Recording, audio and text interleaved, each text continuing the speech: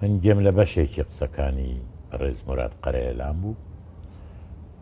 مراد قەرەیلان پیاوێکی تێکۆشەرە، پیاوێکی خاوەن تەجروبەیە، بە دڵنیاییەوە تەجروبەی شەڕی هەیە، تەجروبەی ئاشتیشی هەیە و ئەزانێ شەڕ چ ماڵوێنە مێرانکەرێکە و چەند زەرەری هەیە و چەند زەرەری سیاسی هەیە لە پرسی نەتەوایەتی و پرسی سیاسی میلەتەکەمان. بۆیە من تاییدی دەکەم کە ئەو داخوازی دەکا کە شەڕی براکوژی ڕوونەدات. باوەڕ ناکەم لە بارودۆخێکی وەکۆی ئەمڕۆ منتقەتدا تێدەپەڕێ لە هەرێمی کوردستان ئەم شەڕە ئیمکانی بوونی ببێ، بەڵام هەریەکە لە ڕوانگەیە لە بڕێن لە منتەلەقی بێمتمانەی بە یەکتری هێزی خۆی دەزولێن احتیاط وەرەگری و ئەو جولانی هێزە لە جێخۆیتی لە جێخۆی نییە کاریکە کە پێویستە ئێمە ئەوە تەرکەین بۆ حیزبەکان، بەڵام داوا بکەین لە هەموو لایەنەکان کە شەڕی براکوژی ئێمە لە هەرێمی کوردستان، لە باشووری کوردستان و لە باکووری کوردستان، لە ڕۆژاوای کوردستان، لە ڕۆژهەڵاتی کوردستان هەمومان بە ئەندازەی کافی تەجروبەمان هەیە و ئەگەر بمانەوێ خۆمان لە خوا نەکەین بەم ڕۆژە پیرۆزە ئەزانین چەند زەرەرمان داوە لە ڕووی سیاسی، لە ڕووی ژیانی ئینسان و باشترین تێکۆشەرەکانمان لەم شەڕی ناوەخۆ نەگریسانە شەهید بوون. بۆیە دووبارەکردنەوەی کارێکی خراپە ئەوەی ئەمڕۆ کە باسەکرێ هیوادارم بۆ زەمینە خۆشکردن نەبی بۆ شەڕی ناوەخۆ، بەڵکو بۆ وە بیرهێنانەوە بێ کە ئەم شەڕە نەگریسی ناوەخۆیە چەند زەرەری هەیە. وەزیفەی نەتەوەیی ئێمە پشتیوانی لە پرسی کورد بکەین و داوا بکەین کە پرسی کورد بە ئاشتی چارەسەر بکرێەوە. دایان ساڵە هەموو چەکێک بەکار هاتووە، بەڵام هیچ لەو چەکانە لە شەڕ نەیتوانیوە پرسی سیاسی چارەسەر بکە.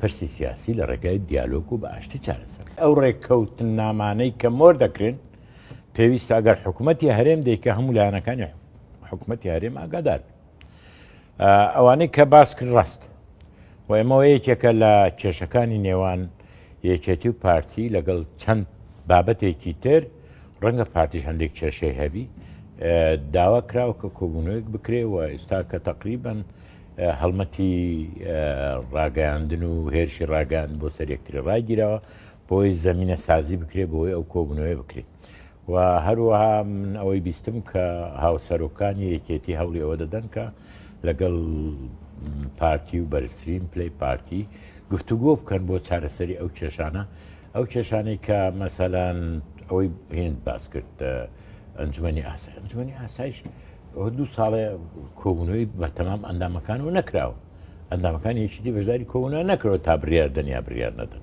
و زۆر شتی لەو بابەتە هەیە. من پێم وایە ئەمان نەوعەکە لە ئیفراتیەت لە سیاست و ئەوە ناکرێ، یعنی بەو شێوەیە حکومڕانی هاوبەش زەحمەتە و کێشە دروست دەکە. من پێم وایە یعنی با مناقەشە و مۆزوعە بکرێت ڕەنگە ئەگەر کارێکی باشەوە یا دروستە زانیاریەکان ڕاستن با پیشان بدەن، بەڵگەکان بین پیشان بدەن بۆی لایەنی یەکێتیش قەنەعات بکە خۆی یەکێتی کوێرانە بڕیار نادە لەسەر ئایا نا لەسەر ئەساسی ئەو دۆکومنتانەی کە لە بەردەستدایە لە مەسەلەیەکی هەستیاری لەو بابەتە بڕیاردە. لە مەسەلەکانی تریشی کە پێم وایە پەیوەندی بە زۆر شتی ترەوە هەبێ دیسان ئێمە پێمان وایە هەندێک لەو بابەتانەی کە هەیە وە بە کێشە لە نێوان پارتی و یەکێتی تا ئەو کاتێک کە شەڕی ناوەخۆ دروست بوو کە دوو ئیدارە دروست بوو هەموو لە ئەنجامی ئەو ناکۆچانە دروست بوو. ئێمە یەک حیزب نین، ئێمە دوو حیزبی جیاوازین، ڕەنگە لە دوو زاویەوە سەیری لە دوو گۆشەنیگای جیاوازەوە سەیری مەسەلەکان بکەین، ڕەنگە پەیوەندیە ئیقلیمیەکان و پەیوەندی نێودەوڵەتیەکانمان جیاواز بێ و لە ئەنجامی ئەوە ناکۆچەکان دروست دەبێت. تەنانەت دروستبوونی دوو ئیدارەیی و شەڕی ناوەخۆی ماوەیەکی دوور و درێژ و خەسارەتێکی زۆر لە ئەنجامی ئەوە بوو کە ئێمە ناکۆچین لەسەر زۆر بابەت ناکۆچین. زۆر باشە گەبینە سەر بابەتی یەکێتی نەتەوەی لە دوایین پەیوەندی تەلەفۆنیدا کە لە دوای 21 ساڵ لەگەڵ ڕێبەر عەبدوڵڵا ئۆجالان ئەنجام درراوە داوای یەکێتی نەتەوەی کردووە. پێشتریش خاڵی خۆشبوو بە ڕێز مام جەلال چەندین جار کاری لەسەر ئەوە کردووە کە یەکێتیەکی نەتەوەی دروست بکرێت لە ناو کووردا بۆ ئەوەی سەرجەمە کێشانە بەلاوە بنرێ. پێت وایە لە ئێستاە چی گرنگ کە یەکێتی نیشتمانی کوردستان ئەنجام بدات بۆ ئەوەی کە یەکێتێکی نەتەوەی یاخود دەست پێش خەریەک بک بۆ ئەوەی کە یەکێتێکی نەتەوەی دروست بکات. مۆزوعانە مۆزوعێکن کە پەیوەندی بە بابەتێکی نییە، بابەتێک نیەت و بە خێرایی بەسەریدا بچیت. ئەوە پەیوەندی بە بارودۆخی هەرێمە ناوچەکەوە هەیە، پەیوەندی بە بارودۆخی نێودەوڵەتیەوە هەیە و پەیوەندی بە جیۆسیاسی کوردستانەوە هەیە. ئێمە لە ڕابردوو چەند ساڵێک لەمەوە پێش ڕێککەوتین لەسەر ئەوەی ئەم کۆنگرێ بگرین، کۆنگرەی یەکێتی نەتەوەیی و هەیئەتێکمان پێکەنە هەموو لایەک بەشداریان کرد. من لە سکرتارێتی ئەو هەیئەتە بووم. ئێمە هەموو ئەدەبیات و کاغەزەکانی ئەو کۆنگرێمان ئامادە کردووە. ئەو کاتە بە نەوعێک لە ڕێککەوتنی هەموو لایەک بڕیاری ئەوە درا کە کەمێ دوا بخرێت. پێم وایە بەرژەوەندی میلەتەکەمان لەوەدا بوو کە کەمێک دوا بخرێت. مەسەلەی ڕۆژ ئاوا بوو، مەسەلەی تر و مەسەلەی تر. ئێستا کە ئەو بابەتە مەمنوع نییە باسکردنی، مەمنوع نییە باسکردنی. ئەو بابەتە هیچ کەس بیر لەوە نەکاتەوە کە ئەمە مۆنۆپۆلی پێکاکایە، مۆنۆپۆلی یەکێتیە، مۆنۆپۆلی پارتی. مەسەلەیە کە بەبێ ڕۆژهەڵات و ڕۆژاوە و باکوور و باشوور ناکرێت. تو باسی یەکێتی نەتەوەیی دەکەی وانە بەبێ هەر چار لایەن ناکرێت. هەر چاری لایەک لەو لایەنانە حیزبی سیاسی خۆی هەیە نوێ نەلایەتی خەڵکە دەکات. یەکێتی چۆن کاری لەسەرەوە یەکێتی کار لەسەر ئەوە دەکات. لەو کاتێک گفتوگۆی لەسەر بکەین ئەگەر زەمینە زەمان لەبارە فەرموو، بەڵام ئەوەی مناقەشە بکەین بەتەنێ بارودۆخی هەرێمی کوردستان ڕەنگە وەزعی ئێمە ئێستا لە بەغاش و لە هەرێمی کوردستانی وەزعێکی خراپ نەبێ، بەڵام ئەوە دەبی لەگەڵ لایەنەکانی تری پارچەکانی تری کوردستان قسە بکرێت.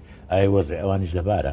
ئێمە ناتوانین بابەتێک کە مافی هەموو لایەکمان لەسەر ڕازی بین یا ڕازی نەبین بین بە ئیستیفادەکردن لە بارودۆخی خۆمانی هەرێمی کوردستان فەرزیکە مەسەلاکانی تر. پێم وایە ئەوە دەبێت مناقەشە بکرێت و بەوردیش مناقەشە بکرێت. زۆر باشە. لە ماوەی ڕابردوودا و لە ئێستاشدا داگیرکاریەکانی تورکیا لەسەر تەواوی کوردستان و لەسەر بەشێکی زۆری عێراقیش بەردەوامی هەیە و لەو نێوەندەیە هەڵوێستی یەکێتی چییە لەو بارەوەکە بەرامبەر داگیرکاریەکان لە کاتێکدا کە لایەنێکی سیاسی لەناو باشووری کوردستانە کە هەیمەنی دەسەڵاتی بەدەستەوەیە زۆربەی کات ڕەوایەتێدا بە هێرشەکان و هاوکاری دەوڵەتی داگیرکاری تورکیا. ئێمە وەکوتم ئێمە لەگەڵ تورکیا هەموو سنووری تورکیا لەگەڵ عێراق کەوتۆتە ناو هەرێمی کوردستان، کەوتۆتە پارێزگای هەولێر و پارێزگای دۆخەکە. و ئێمە ناتوانین لەو مەوزوعە بێ هەڵوێست بین. ئەو ئێمە تەنها نین کە ناڕازین لەسەر ئەو جوولە سەربازیانەی کە تورکیا لە ماوەی دوایی دەیکە، جا لە لیبیا دەیکە، لە قۆبرس دەیکە، لە ڕۆژاوا دەیکە، لە کێشەی گەورەی لە بینی ئازەربایجان و یۆناان ئەرمێنیا دروست کردووە یا لە باشووری کوردستان دەیکە. لە هەر شوێنێک بە عینوانێک دەیکە. لێرە دەڵێ پێکاکا هەیە و ئێڕابێ، لەوێ دەڵێ قەرەباخ نازانم چی، لە لیبیا دەڵێ ئەگەر مەوزوع میساقی ملی وەڵی نە قەرەباخ دەگرێتەوە و نە لیبیاش دەگرێتەوە. باشە میساقی ملی لەسەر باشووری کوردستانیش جێگای سوالە و پرسیار دەبێ بکەین. بۆیە من پێم وایە ئێستا تەنانەت سەرۆکانی کاندید بۆ لە ئەمریکاش کەسیان ڕازی نین لەسەر ئەم بارودۆخی کە تورکیا ئێستا بەڕێوەی دەبا و هیچ ئیتیحادی ئەوروپیش رازینی، وڵاتانی عەرەبیش رازینی، ئێمەش لە هەرێمی کوردستان رازینی. من پێم وایە ئەمە کارێکە کە ئەنجامەکەی دەبێتە سەوی ئەوەی کە تورکیا بیر کاتەوە لەوەی کە بەم شێوە بەم بێسنوور ئازادیدان بە جەنەڕالەکان کە هێزە سەربازیەکان بجوولێن بەو ئیتیجایی دایانەوێ. پێم وایە مەکاریش خراپ. ئەگەر بەڕوونی کاکسادی وەڵامم باتەوە یەکێتی ڕازیە بۆ هەڵسو و کەوتانی پارتی کە لەو ڕێکەوتنانەکرێتی کە لەو بڕیارە تاگلایەنانە داوێتی؟ ناهێمە ڕازی نین. ئەو بڕیارانە چین جارێ با مناقەشە بکەین.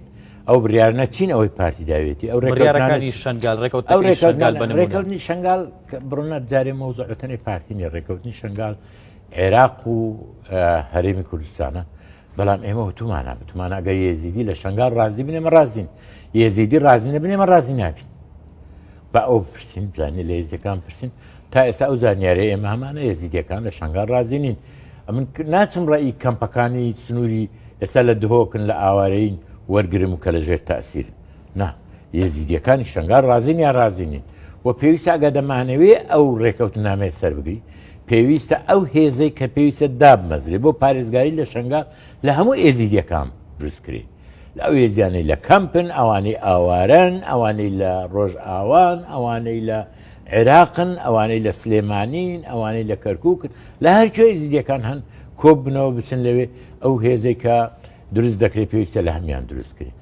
باسی چیەکەین ئێمە لە سنووری دهۆک لە گارا و لە بەشی زۆری منطقەی ئامێدی و